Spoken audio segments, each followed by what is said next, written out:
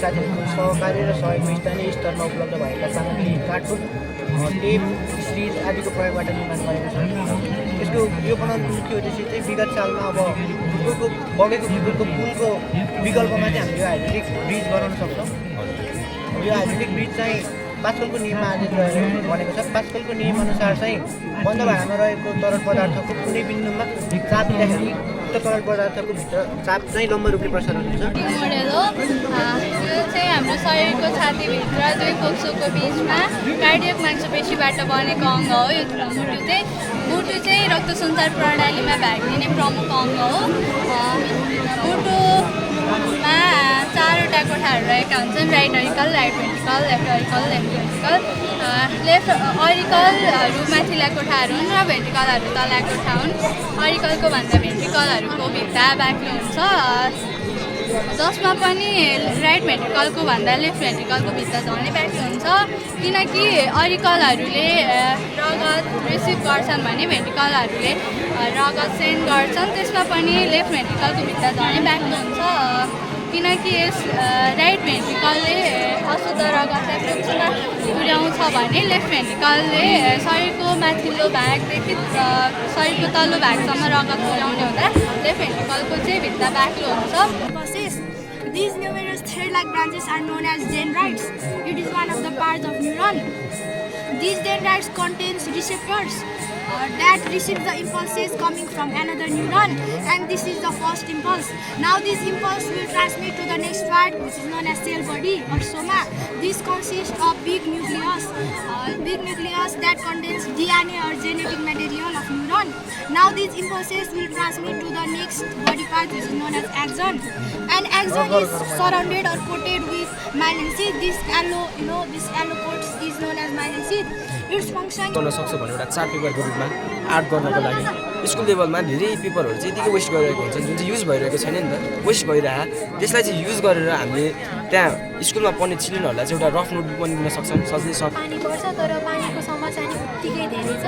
अब हामी उदाहरणको लागि हाम्रो देशको राजधानी काठमाडौँ सहरलाई लिन सक्छौँ। त्यहाँनिर 1-2 घन्टा परेको पानीले नै के अरे रोडमा बाढी ल्याउने र यातायातले ठप्प पार्ने समस्या बनाउँछ। तर यसको 1-2 महिनामै पानी त्यसपछि त्यहाँको वासीहरूलाई पानीको हाहाकार भन्नुपर्छ। यसबाट के पुष्टि हुन्छ भने समस्या पानीको कमी होइन, हामीले यसको सदुपयोग गर्न र यसलाई पानीलाई कसरी हार्भेस्ट गर्न युटिलाइज गर्न नजानेको भन्ने हो। त्यही भएर हामीले यो समस्याबाट प्रेरित भएर रेन वाटर हार्भेस्टर बनाएका छौँ। तपाईँ यहाँको पानी त्यसलाई उपयोग गर्नका लागि हाम्रो यो मोडल त्यसमा चाहिँ के छ भने हामीले छतमा नै घरको रुफमा नै जसरी पानी भन्ने मसिनहरू मिडियममा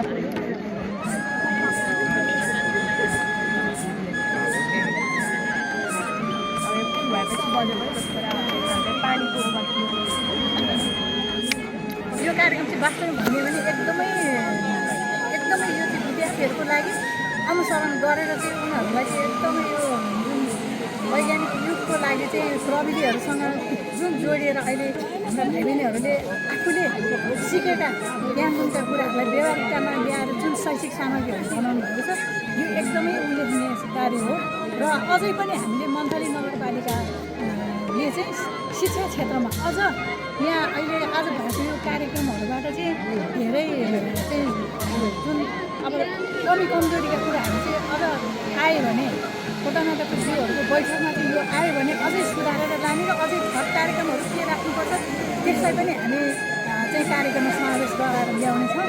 र आजको यो 20वटा स्कुलहरूको जुन विज्ञान सामग्री प्रस्तुत गरिएका हेर्दाखेरि चाहिँ यस्तो लाग्यो हामी चाहिँ हाम्रो जमानालाई त अहिले केही यसमा तुलना गर्न केही पनि ठाउँै छैन। हामी धेरै पुराना हौँ र अहिलेका भाइबहिनीहरू चाहिँ जुन वैज्ञानिक बन्नको लागि विज्ञानले वैज्ञानिक बनाउँदो रहेछ भन्ने कुरो चाहिँ आज मलाई यो प्रस्तुतिहरूबाट 20वटा माध्यमिक विद्यालयको विज्ञान सामग्रीहरू हेर्दाखेरि चाहिँ मलाई एउटा वैज्ञानिक भएको भिडमा आज यहाँ बसिराखे जस्तो मलाई लाग्छ। 2-4 मिनट पर्छ आफै लाग्छ।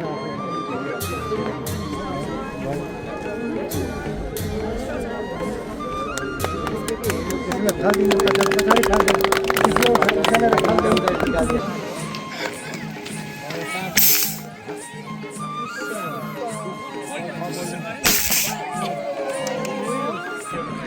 चाहिँ 20वटा विद्यालयहरूबाट जुन सहभागिता भएको छ यो साह्रै राम्रो छ। यसमा चाहिँ विद्यार्थीहरूले आफ्नो कक्षामा सिकेका विषयहरू प्रयोगात्मक रूपमा सिकेका विषयहरू प्रदर्शन गरे। यो यसबाट चाहिँ यसलाई निरन्तरता दिनुपर्ने र यसलाई चाहिँ विद्यार्थीहरूको सिकाइ उपलब्धिको लागि चाहिँ साह्रै ठुलो उल्लेखनीय रूपमा मान्नुपर्छ भन्ने मलाई लाग्छ। आयोजित यो विज्ञान शैक्षिक सामग्री प्रदर्शनी कार्यक्रम 2082 चाहिँ एकदमै राम्रो छ। सीमित स्रोत र साधनको बावजुद पनि विद्यार्थी भाइ बहिनीहरूको 20वटै माध्यमिक विद्यालयहरूले असाध्यै राम्रो सामग्रीहरू निर्माण गरेको पाइएको छ। अब विशेष गरी यस्ता एक्जिबिसनहरू, म्याथ एक्जिबिसन, साइन्स एक्जिबिसन, अरू विविध कार्यक्रमहरू मन्थली केन्द्रित हुन्थ्यो। यो मन्थलीभन्दा बाहिर आएर जुन ढङ्गले यहाँ चाहिँ हामीले भीमेश्वर मावि चिसापानीमा भएको छ, आयोजकले एकदम उत्कृष्ट म्यानेजमेन्ट गरेको देखियो। विगतमा जस्तो स्टलहरू गरेर आफैले म्यानेज गर्नुपर्ने परिवेश थियो, त्यो नभइकन चाहिँ आयोजकले यसपालि सबै स्टलहरू चाहिँ पूर्व तयारी अवस्थामा राखिदिएको हुनाले गर्दाखेरि विद्यालयबाट निर्माण भएका सामग्रीहरू आएर राख्नको लागि हामीलाई चाहिँ ठाउँ एकदम सहज रूपमा चाहिँ व्यवस्थापन गरिदिनु भएकोमा हामी विद्यालय परिवारप्रति हार्दिक आभार प्रकट गर्दछौँ। र यो विज्ञान शैक्षिक सामग्री प्रदर्शनले विद्यार्थीहरूमा भएको अन्तर्निहित क्षमतालाई चाहिँ प्रस्फुटन गर्नको लागि चाहिँ ठुलो भूमिका खेलेको छ। यस्ता कार्यक्रमहरू निरन्तर रूपमा चाहिँ चलिरहनुपर्छ र यो कार्यक्रम भव्य सफलताको शुभकामना व्यक्त गर्न चाहन्छु।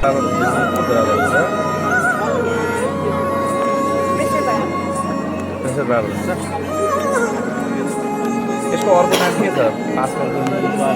विज्ञानको विषयमा नगरपालिका स्तरमा विज्ञानका विद्यार्थीहरू, विज्ञानका शिक्षकहरू र विज्ञानको लागि अब अघि बढ्नुपर्छ भन्ने नयाँ अवधारणा बोकेर अघि बढ्ने मान्छेहरूको लागि यो भाइ बहिनीहरूले जुन खालको एउटा कला व्यवस्थापन गर्नुभएको छ, सिप व्यवस्थापन गर्नुभएको छ, एउटा क्षमता प्रदर्शन गर्नुभएको छ, त्यसलाई अनुकरणीय ठानेर अब हामीले यो अझ तल यो माध्यमिक स्तरीय भए पनि अझ तल्लो कक्षामा नै लाने र यसलाई अझ व्यवहारिक बनाउनको लागि यसले एउटा कोसेढुङ्गा नगरपालिकालाई पनि महत्त्वपूर्ण सुझाव प्राप्त हुने र त्यो अनुसार अब आगामी दिनमा शैक्षिक कार्यक्रम बनाउन हाम्रो शिक्षा शाखालाई, हाम्रो नगरपालिकालाई र सम्बन्धित विद्यालयहरूलाई अत्यन्त एउटा महत्त्वपूर्ण कोसेढुङ्गा साबित हुने मैले अपेक्षा गरेको छु।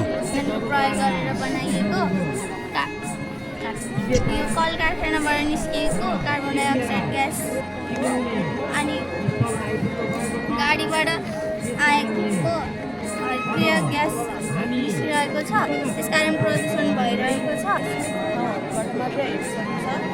अनि चन्द्रमा घुम्ने क्रममा यसरी सूर्य र चन्द्रमाको बिचमा पृथ्वी आउँदाखेरि चाहिँ सूर्यबाट आएको प्रकाश पृथ्वीले छेक्छ र पृथ्वीको छाया चन्द्रमामा पर्छ। म चाहिँ यसरी भीमेश्वर रुद्र माविको विज्ञान शिक्षक केसाहरू। आज चाहिँ हाम्रो यस मन्थली नगरपालिकाभित्रको चाहिँ विज्ञान शैक्षिक सामग्री प्रदर्शनी कार्यक्रम भएको छ र कार्यक्रम एकदमै भव्य सभ्य तरिकाले सञ्चालन भइरहेको छ। एकदमै खुसी लागेको छ। हामी चाहिँ एउटा आयोजक विद्यालय पनि हो र यसरी आफ्नो विद्यालयमा चाहिँ यसरी प्रदर्शनी कार्यक्रम राख्न पाउँदाखेरि हामी अत्यन्तै खुसी पनि छौँ र म्यानेजमेन्टको कुराहरूमा हामीले सकेसम्म सक्ने जति हामीले गरेका पनि छौँ र कतिपय त्रुटिहरू अझ पनि होला। अलिकति भौगोलिक हिसाबले पनि हामी अलिकति विकट त नभनौँ, अब सदरमुकामबाट अलिक माथि नै रहेको कारणले गर्दा म्यानेजमेन्ट त्यति राम्रो हुन सकेको छैन र आगामी दिनहरूमा हामी यसलाई सुधार्नेछौँ र यो हाम्रो लागि एकदमै अवसरको विषय रहेको थियो र हामीले यसरी आयोजक विद्यालय भएर चाहिँ यो प्रदर्शनी कार्यक्रमलाई सञ्चालन गर्न पाउँदाखेरि हामी अत्यन्तै खुसी छौँ र भाइ बहिनीहरू प्रत्येक विद्यालयको हाम्रो मन्थली नगरपालिकामा लगभग 20वटा विद्यालयका भाइ बहिनीहरूले चाहिँ यो प्रदर्शनी कार्यक्रममा सहभागी भएका छन् र सबै विद्यालयको हामीले शैक्षिक सामग्रीहरू हेर्दाखेरि उहाँहरूले भ्याउने सक्ने जति एकदमै मेटेरियल्सहरू दुःख गरेर भए पनि जम्मा गरेर यसरी ल्याउनु भएको छ। अति नै राम्रो छ, सबैको प्रयास एकदमै राम्रो छ सर र आगामी दिनहरूमा आगामी वर्षहरूमा हुने विज्ञान प्रदर्शनी कार्यक्रम यो भन्दा पनि अझै राम्रो होस् भन्ने अपेक्षा गर्दछु।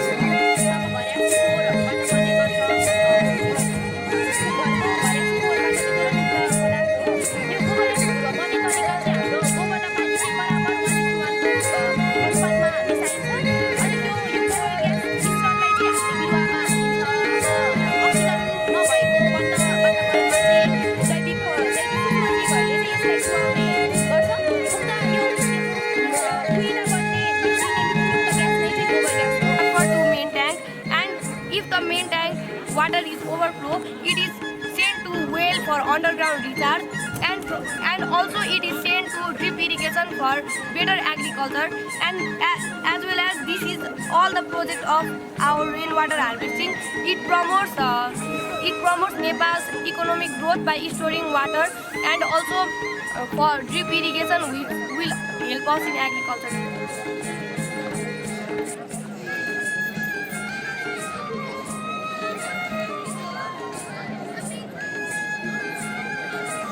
मन्थन नगरपालिकाले आफ्नो वार्षिक नीति तथा कार्यक्रममा चाहिँ विद्यार्थीहरूको अन्तर्निहित क्षमताको प्रस्फुटन गराउने उद्देश्यले चाहिँ विभिन्न अतिरिक्त क्रियाकलापहरू आयोजना गर्ने नीति लिएको थियो। सो भीमेश्वर रुद्रमाविमा विज्ञान शैक्षिक प्रदर्शनी कार्यक्रम गऱ्यौँ, जसमा चाहिँ 20वटा माध्यमिक विद्यालयले उपस्थिति जनाउनु भएको थियो। विशेष गरी चाहिँ हामीले उनीहरूको विद्यार्थीहरूमा रहेको सैद्धान्तिक ज्ञानलाई व्यवहारमा उतार गर्ने, विज्ञान विषयप्रति अभिरुचि जगाउने लगायतका चाहिँ कार्यहरू गर्ने र विद्यार्थीहरूले चाहिँ आफ्नो सिप कौशललाई चाहिँ प्रस्फुटन गराउने उद्देश्यले चाहिँ सो कार्यक्रम आयोजना गरेका थियो। कार्यक्रम सफलतापूर्वक सम्पन्न गराउनु हुने सम्पूर्ण सरकारवाला पक्षहरूलाई चाहिँ विशेष धन्यवाद दिन चाहन्छु।